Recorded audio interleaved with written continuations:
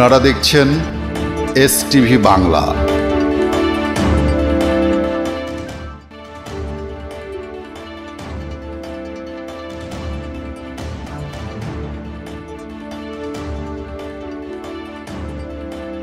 আপনারা দেখছেন এসটিভি বাংলা।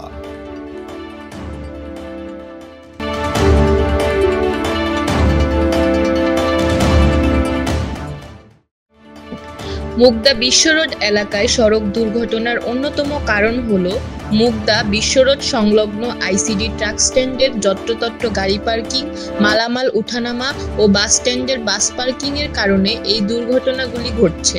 স্থানীয় অধিবাসী ও সংশ্লিষ্ট কর্তৃপক্ষ বারবার নিষেধ করার পরেও আইসিডি ট্রাক স্ট্যান্ড, পরিবহনের মালিক, শ্রমিকরা তাদের গাড়িগুলোকে পার্কিং করে এক প্রকার বিশৃঙ্খলা সৃষ্টি করছে।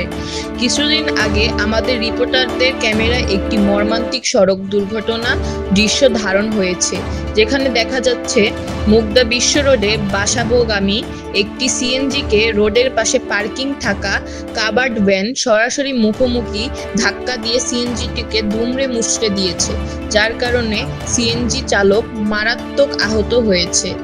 এরকম দৃশ্য এই রোডটিতে হরহামেশাই দেখা যায়।